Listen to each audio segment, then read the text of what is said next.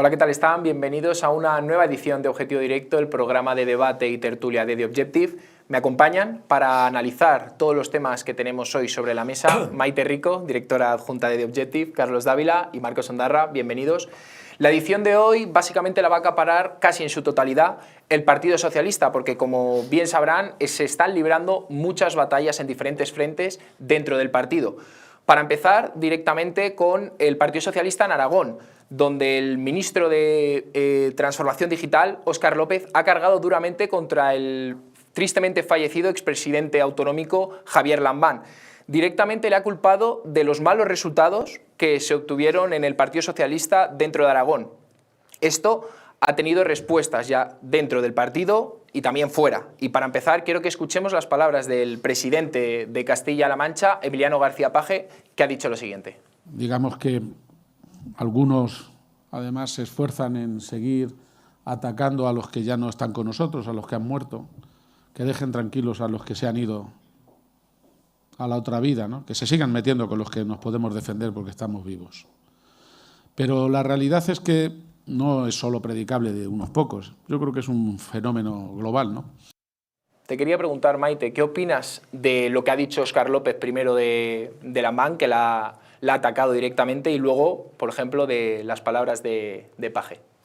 Hombre, yo creo que Óscar López se saltó los límites del decoro en el momento en que critica y culpa a una persona que, como dice García Paje, no puede defenderse, de una derrota electoral, la derrota electoral del PSOE en Aragón, una derrota, como hemos visto, terrible, para defender a la candidata, a Pilar Alegría, que era ministra del Gobierno. Entonces, una cosa es que tú quieras defender al Gobierno al que te debes y del que formas parte, y otra que sea a costa de denigrar a personas ya fallecidas. Y además, en este caso, incluso acusaba al PSOE de Lambán de haber sido demasiado, digamos, flojo, aquiescente con el gobierno de Azcón del PP, y que eso habría provocado la derrota, cuando se sabe que el PSOE de Aragón justo ha pasado por unas guerras internas tremendas y que Pilar Alegría hizo una criba absoluta de todo el equipo de Lambán. Entonces, a lo mejor ahí también tiene que ver algo. Entonces, me parece muy lógico que, en fin, las personas decentes del PSOE salgan a protestar. Y debo decir que la primera que también ha reaccionado ha sido la propia Pilar Alegría, que yo creo que le ha dado bastante vergüenza ajena y ha dicho que, bueno, que no era justo, ¿no? Pero fíjate, dices que flojo, que ha hecho un discurso, como que hacía un discurso Lambán flojo o macilento desde el punto de vista político. No. Lo que esta señora le ha dicho es que hacía el discurso de la derecha. Que hacía el discurso de la derecha. Tenía que era con... Claro, o sea, le acusaba de colaboracionista con la derecha. Es decir, que en eso, en un partido político de izquierda, es absolutamente letal. Eso ya no se viste en ningún sitio. Yo creo que, aparte del juicio moral que nos produce eso, como decía Paje, es decir, que tú te metas con una persona que no se puede defender y que encima está muerta, que eso, yo en todos los años que llevo en política, fíjate que he visto, y que hemos visto todos, ¿no? Pero que yo lo he visto. Yo no había visto nunca esto. Pero, y ahora se ve hasta qué punto la catadura moral de esta gente es así. Y yo quiero decir lo último. Esto no lo dice este ministro, sino antes no lo consulta. Claro. Estoy absolutamente convencido de eso. Esto lo piensa Sánchez. Decía Maite, decía bien, en cierto modo, que había sobrepasado los límites del decoro. Yo creo que ha sobrepasado los límites de lo moralmente exigible o tolerable en política, ¿no? Estamos ante una nueva modalidad de autocrítica, es la de echarle el muerto al muerto. Una cosa absolutamente disparatada. Me gustaría saber también qué lección extraen o qué autocrítica hacen, por ejemplo, con respecto a los resultados de Extremadura, que fueron mutatis mutandis muy parecidos a los de Aragón. Ahí quién tiene la culpa. Me gustaría saber, en un futuro, ante las expectativas electorales en Castilla y León, ¿a quién van a echar la culpa? ¿En Madrid? ¿A quién se le echará la culpa Óscar López si los resultados son los que pronostican todas las encuestas? ¿A Tierno Galván? No lo sé, pero haría bien el PSOE en dejar a los muertos tranquilos y hacer un poco de autocrítica, porque los resultados autonómicos que estamos viendo y los que se vislumbran en el horizonte no son en absoluto aceptables para un partido que aspira, para un partido que ahora mismo detenta el gobierno a nivel nacional. Y luego ha habido una reacción un poco timorata, ¿no? Desmarcándose de una manera un poco tibia de Pilar Alegría de las declaraciones de Óscar López, pero en última instancia no ha habido ningún miembro del gobierno desautorizándolo. Todo lo contrario. Todo lo contrario, y aquí quien calla otorga. Es decir, es esta la visión que tiene el aparato del Partido Socialista, es esta la visión que tienen los ministros de Pedro Sánchez con respecto a la debacle, por así decirlo, que ha habido en Aragón. Pues por su silencio dan a entender que sí. Que, Félix Bolaños que están únicamente contentos ha tenido con esta una lectura. intervención muy tibia diciendo que todos respetaban a Javier Lambán y que era un referente. Pero la prueba de que finalmente quien está, no sé si ha sido una directriz, pero porque yo creo que es que Óscar López quiere ser tan complaciente con Sánchez, Se pasa de pelota, ¿no? que se pasa de la raya. Pero evidentemente, porque ha intentado, ¿a quién intenta Porque tiene el salvar furor de los López? conversos, Maite, Pero además. ¿por qué? Exacto, porque justamente es eso. Pero ¿por qué intenta castigar o culpar a Lambán? Pues porque la candidata, Pilar Alegría, era la candidata de Pedro Sánchez. Y si está el PSOE sucumbiendo en todas las elecciones autonómicas, se debe únicamente al rechazo que provoca Pedro Sánchez. Entonces, él está sacrificando a sus ministros como si fueran peones para que les corten la cabeza con un objetivo que puede ser controlar el aparato y tal vez él sobrevivir. Pero bueno, Óscar López, claro, hace un papel, primero queda como un miserable y luego además hace el ridículo, porque es que no se puede ser más felpudo, digo, del jefe, ¿no? Que para intentar salvarle la cara ya entres con todo. Hoy, por cierto, se ha ratificado en los ataques. Después de todas las críticas que recibió, pues se ha ratificado en los Sí, ha dicho que tiene libertad ataques. para discrepar. Claro, pero no ha pedido perdón directamente No, no, por lo no, dicho. no, al siquiera revés, disculpas al revés. morales. Es que si hay dos personajes en el Partido Socialista, de eso que decíamos antes, del furor de los conversos, uno es este y el otro es Pachi López.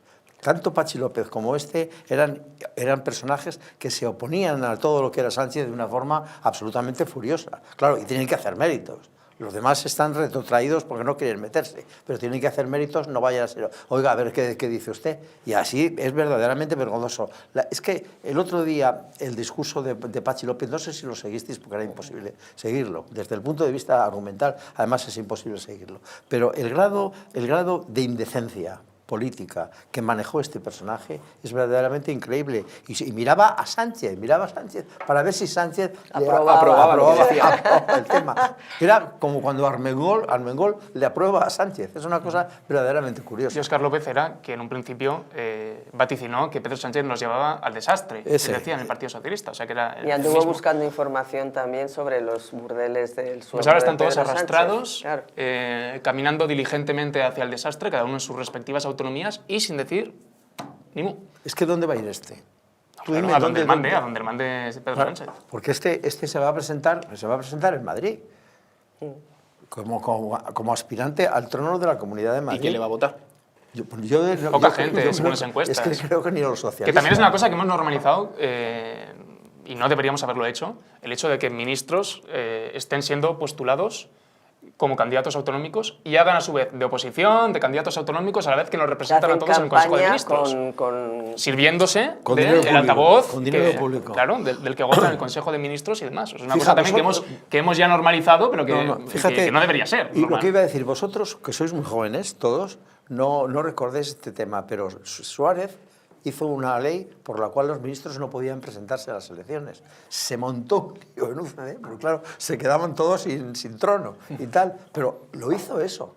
Y sentó algún tipo de doctrina durante una temporada, lo sentó hasta que lo rescató Felipe González, al final del todo. Que es una barbaridad. O sea, el ministro de Hacienda haciendo campaña en Andalucía, el ministro de no sé qué ramo digital Y con haciendo tus campaña en impuestos, Madrid, y con mis con- impuestos y prometiendo- cargando contra líderes prometiendo a autonómicos. costa del presupuesto Yo os quería público, preguntar claro. de por qué está sucediendo esto, o sea, por qué ministros son elegidos dentro del partido para ser los candidatos a elecciones autonómicas. Lo decía Porque- Maite hace un momentito, lo decía Maite, pero yo creo que yo lo refrendo. Es decir, yo creo que este va cortando cabezas y las va mandando al exterior, para que allí se arrastren y queden como cagancho normal. Es decir, también te digo, la política de tierra quemada que ha hecho Pedro Sánchez en los últimos años no le deja muchas más alternativas. Claro, no tiene grandes líderes provinciales, solo tiene pelotas que le rodean en el Consejo de Ministros y que sabe que van a ir diligentemente, además sirviéndose de su posición, a hacer lo que le encomiende. Ha laminado los cuadros regionales y pone a gente de su confianza que lleva el partido del desastre, pero que se quedarán como líderes regionales guardándole, Sí, digamos, la silla, porque justamente lo que ha hecho él ha sido cargarse cualquier posibilidad de alternancia dentro de las federaciones. Entonces es el control absoluto. ¿Y qué mejor control? Pues que sus ministros ahí puestos...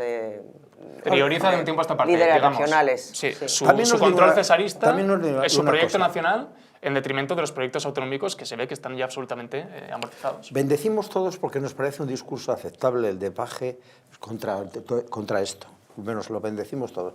Pero ¿qué hace siempre con esta retórica de oposición y no da un paso adelante? Yo creo que tenía que dar un paso adelante a él y algunos más. Como decían los latinos, res non verba. Efectivamente, hay que tirarse hacia adelante porque, claro, yo estoy harto, verdaderamente cansado, como todos nosotros, de oírle declaraciones que prácticamente suscribimos todos, porque son de sentido común contra este señor, pero es que no da un paso adelante, pero es que, claro. tiene 6 diputados en Madrid, ¿eh?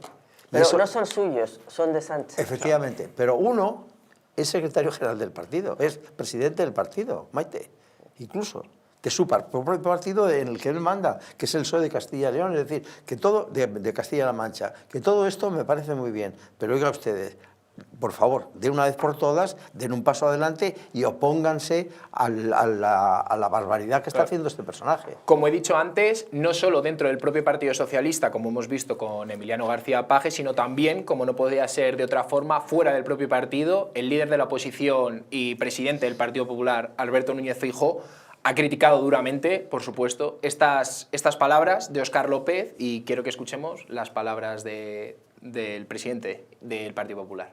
Y uno de los mejores que conocí fue sin duda Javier Lambán, que era una persona honesta, con la que se podía hablar, con la que se podía acordar y con la que se podía discutir. Por eso, yo no voy a descubrir aquí en Castilla y León quién es Óscar López, porque los castellanos y leoneses lo conocéis mejor que nadie y por eso no le votáis ni de broma. Ahora, solo quiero decir 3 cosas. Me ha parecido muy grave lo que ha pasado ayer y me vuelve a parecer muy grave que se ratifique hoy. Óscar López jamás le llegará a la suela de los zapatos a Javier Lambán y Sánchez tampoco. De acuerdo con estas palabras, ¿no, Carlos? No, claro, es absolutamente cierto. Pero fíjate, yo he asistido a entierros. Por ejemplo, yo no he visto entierros más donde la oposición, donde todo el mundo estuviera de acuerdo en rendir un homenaje al fallecido. Por ejemplo, el de Tierno Galván. No sé si tú llegaste a tiempo a ver el de Tierno Galván, Maite, pero sería por aquella fecha, que tú empezabas en periodismo, ¿no? Y tú, desde luego, no estabas en ese tema. Y en el mundo. Y el de Fraga. Y todo el mundo le reconocía méritos y todo el mundo trataba de silenciar las posibles oposiciones o problemas que hubiera tenido con él. Con Tierno Galván, desde luego, pero con Fraga también. Es decir, que esta es una especie de cuestión inveterada que se hace en todos los países del mundo. A los muertos, déjenles en paz. Bueno, forma parte de la degradación que estamos viviendo, que va de la mano del sanchismo, ¿no? En cuanto el propio líder, además tiene una política muy cesarista, tiene estas actitudes, y lo hemos visto con todo, ¿no? La falta de escrúpulos, digamos que se contagia y permea a todos los que le rodean. Sí, es una degradación moral también en última instancia de la política, porque el consenso mínimo al menos debería ser que si de un muerto uno no está dispuesto a hablar bien, por lo menos se calla, cuando menos se calla, cuando menos le facilita el descanso. Pero yo creo que las palabras del Partido Popular pues, se marcan dentro de una estrategia que es tan vieja como la política misma, ¿no? Reivindicar a aquellos que han sido defenestrados por tus rivales políticos. Yo recuerdo a José Luis Martínez Almeida en un pleno del Ayuntamiento de Madrid reciente en el que salió a reivindicar a Javier Ortega Smith, ¿no? Cuando habían tenido numerosos enfrentamientos a lo largo de los años, simplemente porque él sabe ahora mismo que es una persona que se encuentra defenestrada por la Dirección Nacional de Vox. Entonces, el Partido Popular, ahí entiendo, hace bien en su estrategia de reivindicar a Javier Lambán, pero no haría otra lectura que no fuera esa, ¿no? Ahora, hace bien, evidentemente le honra a Alberto Núñez Feijóo, pero hay una estrategia política de coger las banderas, de coger a los renegados del propio rival, ¿no? Pero es a los verdad, defenestrados es por el verdad propio que, por rival. ejemplo, entre los presidentes autonómicos, igual que pasa entre alcaldes de diferentes Hay signos, buen rollo, sí, por puede ejemplo. puede haber un entendimiento mucho más cercano porque están, digamos, más en la gestión, a lo mejor, que los líderes de los que en el show, partidos. Entonces, sí. es muy probable, efectivamente, Feijóo ha sido mucho tiempo presidente de Galicia, en los numerosos problemas que comparten las comunidades, y además Aragón, como una comunidad que se ha visto también asediada por el independentismo de Cataluña, por las reivindicaciones catalanas, es muy posible que efectivamente, estoy segura, se han entendido bien, ¿no? Porque había un tema que siempre late entre la gobernación de los presidentes autonómicos, el tema de la financiación. Claro. Y en el tema de la financiación se ponen de acuerdo, porque sencillamente son víctimas de los obscenos repartos que se hacen desde Madrid. Y por tanto Lambán, como se llevaba bien con el antiguo Lehendakari. Yo los he visto juntos durante mucho tiempo, al presidente del Partido Popular ahora y al presidente antiguo de Urkullu. Se llevaban estupendamente. Sí, sí. Con el de ahora no hay forma Pradales. Con Pradales Gil, que tiene 8 apellidos castellanos, Sí. este no es posible llevarse bien porque es otro del furor de los conversos, ¿sabes? Bueno, otro que ha llegado tarde. Quiero que pasemos al siguiente tema, pero como les he adelantado antes, no nos vamos a ir muy lejos. En este caso, vamos a hablar de Felipe González. Como ya vieron en el anterior episodio de Objetivo Directo, tratamos las declaraciones de Felipe González, en los que decía que si estas son las listas que se presentan en unas posibles futuras elecciones generales, él votaría en blanco. Esto ha tenido ya una repercusión dentro del partido y el ministro de Política Territorial y Memoria Democrática, Ángel Víctor Torres, ha salido a decirle directamente, públicamente delante de las cámaras, que si no quiere estar en el partido, que se vaya. Básicamente que entregue el carné de socio, por así decirlo, del Partido Socialista. Y cito textualmente las palabras del ministro Torres, que ha dicho: si criticas al líder, ¿qué haces en ese partido?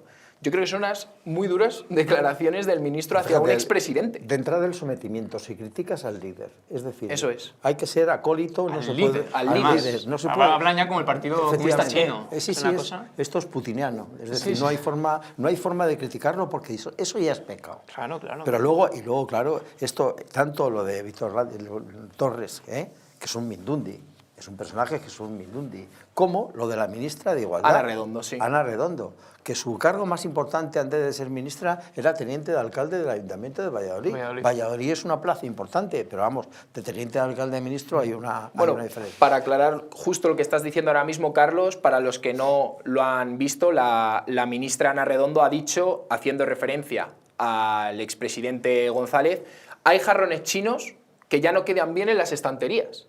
O sea, yo creo que esto es, dentro de todo, lo más grave que se ha dicho. Anticuaya, ¿no? Bueno, A es que Alfredo González. ella utiliza una frase muy conocida del propio Felipe González, que dice que los expresidentes son como jarrones chinos, que son preciosos, pero estorban ahí donde los pones, ¿no? Pero evidentemente también ha hablado Isabel Rodríguez, otra como Ana Redondo o Ángel Víctor Torres, que dejarán profunda huella en la política de este país, para decir que es que ya, como que Felipe González ya estaba, el Partido Socialista le estaba dejando ya de querer y demás, más suave, pero bueno, pues estamos en las mismas.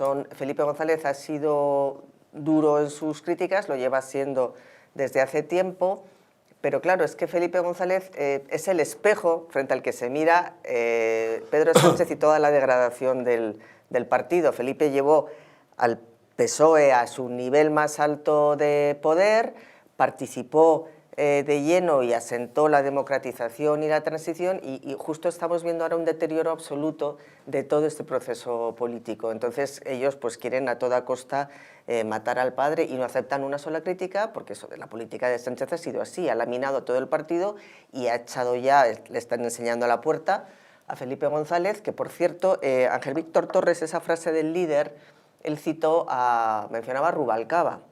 Cuando Rubalcaba, hace falta tener cara dura porque Rubalcaba fue absolutamente crítico con Pedro Sánchez y fue el que acuñó lo del gobierno Frankenstein. O sea, que es que tienen una cara dura, un cinismo enorme. Y el que asumió la abstención para dejar gobernar al Partido Popular. ¿Os acordáis que eso produjo un problema grave contra Sánchez y compañía? Es cuando Sánchez se marchó del gobierno. Es que esto es verdaderamente increíble. Yo hay que recordar una cosa que muy poca gente rememora, pero cuando Felipe González perdió las elecciones en el 96, pudo hacer gobierno por la izquierda. Le llegaban los números y él dijo no, que gane, que gobierne quien ha ganado. Eso es. Que fue lo que le propuso Alberto Núñez Feijóo en las últimas elecciones en 2023 a Pedro Sánchez. Claro. Y esto les rasca. Claro. No cabe Claro, duda. porque el problema está en que, bueno, más allá de que todos tienen luces y sombras, evidentemente, pero hasta Zapatero, digamos que los presidentes del gobierno de España y los partidos en ese momento tenían, por lo menos los presidentes, un sentido de Estado, que es lo que ahora mismo ya no se da, ni en el presidente, ni en los miembros del gobierno, ni las ejecutivas, en este caso del Partido Socialista y de sus socios, ¿no? Bueno, por último, quiero que tratemos un tema trascendental que está acaparando gran parte de las portadas de los diferentes medios y es la regularización masiva de la que ya hablamos en programas anteriores. Como he dicho, sigue acaparando portadas porque cada día van saliendo nuevas informaciones y nuevas declaraciones, como en este caso la de la ministra de Inclusión, Seguridad Social y Migraciones, Elma Saiz, y quiero que escuchemos las palabras de la ministra. Una iniciativa que han aplaudido sectores empresariales, sindicatos, la Iglesia Católica, diversas entidades sociales y los más diversos colectivos. ¿Y por qué la han aplaudido? Pues porque es una medida justa. Pero este informe del CES va un paso más allá y confirma, en línea también con los análisis previos que incluso ha hecho la OCDE o el Banco de España, que la migración es un factor esencial también para el crecimiento demográfico y la sostenibilidad económica de nuestro país. Directamente, Marcos, te pregunto a ti porque estás muy puesto en el tema y quiero que nos expliques un poco cómo va esto de la regularización ahora mismo. Bueno, de momento el discurso del gobierno va por un lado, la realidad va por otro, y lo que nos ha demostrado la realidad esta última semana son al menos 3 consecuencias nefastas de la regularización que eran previsibles y de las cuales muchos de nosotros advertimos. La primera es que se puede convertir, se está convirtiendo de facto en un coladero para delincuentes. La propia policía está denunciando, los propios agentes de la policía están denunciando como miles de indocumentados acuden a las comisarías para denunciar falsamente que han perdido el pasaporte. Esto lo que supone es un reseteo automático de todos sus antecedentes. Estamos viendo en segunda instancia cómo se está produciendo un efecto llamada. El consulado de Argelia, español, este miércoles colapsó. Colapsó porque había gente literalmente acampando para poder entrar, solicitar visados y venir aquí en última instancia. Y en tercer lugar, también hemos visto cómo va a afectar a muchas más personas de las que teóricamente se concibieron. El cálculo inicial de la iniciativa legislativa popular era de 500.000 personas. Pero a través de la reagrupación familiar, y es en esto en lo que no cayeron en su momento, los expertos en este tipo de cuestiones ya están hablando de que podríamos hablar de una regularización de entre 2 millones, 3 millones de personas. Y esa es la horquilla. O sea, es que hay una horquilla de que pueden ser 2 millones, pueden ser 3 millones. Como si un millón fuese poco. Sí, como si 1 millón de personas fuese pues el doble de lo que inicialmente se había concebido. Y la Unión Europea está preocupada. Se ha celebrado un debate en la Comisión Europea esta semana a este respecto porque han advertido muchos países como Alemania, como Italia, Alemania como está que Grecia. trina, Marcos, perdona que te lo diga. Alemania está que trina. Claro. ¿Por qué? Pero que trina. Porque en última instancia saben que la llegada a España no significa que vayan a permanecer en España. Eso es. Al convertirse en ciudadanos españoles, se convierten también en ciudadanos europeos. Y van a poder circular por toda el área Schengen. De hecho, muchos de los que vienen a España no vienen para quedarse en España, sino que se van a Francia, a Italia, a Alemania. Entonces, pues si teníamos ya muchos motivos para convertirnos en el paria de Europa, este abunda todavía más en esta dirección. Había un periódico hoy en Alemania, que era el Frankfurter, que decía: los alemanes no queremos ni una invasión más. O sea, ellos, los alemanes, nos han soportado a nosotros. Bien, es cierto que todos los ciudadanos españoles, todos los obreros españoles que iban a Alemania en aquel tiempo, ¿Con permiso de trabajo? Iban con su permiso de trabajo y su entrada legal, o sea que no es nada, pero han soportado mucho turco. Y con una residencia temporal, además, en muchos casos. Y con turcos que se metían de otra forma. Es decir, en los años 70, perdona, creo que hubo llamadas más de las autoridades españolas para preguntar cuántos españoles estaban en las cárceles. Ni uno. En las cárceles alemanas. Y luego hay otra cosa, en los años 70, sobre todo los 70, hasta que se terminó la emigración, el gobierno español, el gobierno franquista, fijaros, negociaba el número con el gobierno de cada estado federal, de los 15 estados federales, 17 entonces, ¿no? Como debería ser, sí. Y aquí no es nada más, es que además aquí se está produciendo un tráfico de personas y un tráfico de pasaportes. Yo estoy convencido de que aquí hay un negocio absolutamente montado. Eso es lo que yo creo que estás haciendo referencia tú con el efecto llamada, que eso para las personas que van a venir también es peligroso porque se la juegan a no llegar. Y todas vienen, ¿por qué vienen todas del Magreb? De Argelia y de Marruecos, porque ahí es donde están instaladas las mafias. Eso es. Entonces ya hay un negocio articulado a partir del cual, pues, tú pagas un dinero, te conseguimos hacer llegar ahí, véase como fuere, y luego además te vamos a procurar todas las artimañas y todas las triquiñuelas para que consigas la regularización. Claro, si una regularización no tiene por qué ser mala de por sí, aquí se han hecho antes, pero se hacían con ciertos requisitos, contando con los empresarios, contando con que tuvieran un permiso laboral y con un mínimo de control. En este caso es absolutamente descontrolada, absolutamente coyuntural, por lo que ha hecho el gobierno es querer dar satisfacción a sus socios de la ultraizquierda, que yo creo que es que parece que buscan el mal para España, porque incluso ellos mismos han sido los que han propuesto que no fuera necesario tener ausencia de antecedentes penales, los documentos que no se los exigieran en el caso de que no pudieran presentarlos, y lo que se está viendo ahora, como estaba diciendo Marcos, es que muchos de los que hoy mismo la policía ha detenido a 4 ciudadanos argelinos que habían ido a denunciar la pérdida de pasaporte, y al comprobar las identidades, porque han tenido que dar un nombre, han visto que tenían efectivamente antecedentes penales. Entonces, la propia policía, los sindicatos policiales están denunciando la llegada a España que están detectando ya de otros países de Europa que van viniendo a España para intentar, claro, por esto va a ser un coladero, y la policía y la Guardia Civil ha denunciado que justamente el gobierno no contó con ellos, ni con las autoridades de extranjería, ni con las autoridades de inteligencia para poner en marcha esta ley. La ha hecho de espaldas a todos los expertos y a toda la gente que conoce el tema, ¿no? Entonces, es que yo digo, por un lado tienes esto y por otro tienes estoy pensando en Podemos y Sumar, que defienden a la inquiocupación y a los ocupas, han votado en contra del aumento de penas a los delincuentes multireincidentes, que ha salido aprobado finalmente en el Congreso. Entonces, al final dices, bueno, ¿qué es lo que pretenden, ¿no? Yo además os digo una cosa, quien crea que esto lo hacen por una especie de humanización de la situación de la gente que vive en África, incluso la del norte, está muy equivocado. Esto es filibusterismo demoscópico. Es decir, se lo admitió Irene Montero ya, ¿no? Claro, filibusterismo no te falta especular. Es decir, se trata de que todos estos, la mayoría de estos otros... Reemplazo de fachas. No van a llegar quizá a las elecciones generales, pero a las autonómicas, pero a las generales puede que sí. No, claro, tienen que pasar más años, pero bueno, da igual, o sea que ahora mismo se van a regularizar y de ahí viene la nacionalización, efectivamente, y luego está también para la ley de nietos, la ley de nietos que ha dado la nacionalidad pues, a decenas de miles de personas en todo el mundo. Yo conozco gente que está nacionalizándose, intentando nacionalizarse español después de llevar aquí mucho tiempo trabajando, bueno, y se les somete a un examen que a lo mejor no lo aprobaríamos ni nosotros. Ese es el problema. Porque dicen, artículo 14 de la Constitución. Que además hay un agravio comparativo con quienes han hecho las cosas bien desde el principio, con quienes llevan aquí muchos años, con quienes llevan aquí con procesos tortuosos, burocráticos, para conseguir la nacionalidad, y ven como ahora llega uno, coge una declaración responsable, no, que yo no tengo antecedentes penales. Llega a Argelia, no responde, nacionalidad. Regularización y luego posterior nacionalidad. Entonces el agravio comparativo con quienes han seguido todos los procesos y han hecho las cosas bien para conseguir la nacionalidad española es tremendo. Es injusto. Es injusto, tremendamente injusto. Y de hecho es una medida el tremendamente malestar injusta. europeo, que ese es otro factor importante, ya protestó directamente Meloni, pero efectivamente los países Schengen, porque justamente la Comisión Europea, la política que está llevando a cabo ahora es una política de, no lo dicen públicamente, pero es de restricción, ver cómo se va a restringir el flujo migratorio, sobre todo la inmigración irregular. Y Fíjate, España Francia. está poniendo palos en las ruedas. Fíjate Francia, ¿no? Francia es que lo tiene muy claro porque Francia Francia tiene un grave problema. está siendo colonizada. Es decir, cada día quedan menos franceses.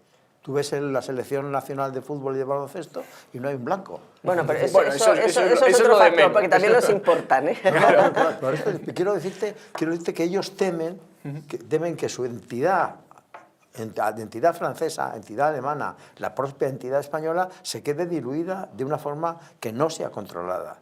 Porque Esta semana además ha sido la noticia de que hemos superado por primera vez la barrera de los 10 millones Eso de es. Lo migrantes. dice en la misma declaración que hemos visto anteriormente, un poco más adelante, la propia ministra lo celebra. lo celebra, eso es lo que quería decir, que es como que lo celebra. Es que no Dice, es bueno la ni malo primera per vez se. en la historia. Exacto, no es bueno ¿Quiénes ni son malo estas per se. personas? ¿Para qué Claro. han venido? ¿Qué aportan? Se están adaptando bien, el sistema se ha adaptado a esta cantidad de personas, no se han adaptado los servicios, están colapsados, no están colapsados, es decir, que vengan personas porque vengan y cuantas más mejor es una visión absolutamente estúpida. Bueno, yo quería con esto ya terminar este objetivo directo, despedir y bueno, daros las gracias Maite, Carlos y Marcos por placer. comentar todos los temas que hemos traído hoy y muchas gracias también a los que estáis viéndonos cada día detrás de las pantallas. Nos vemos en el siguiente programa.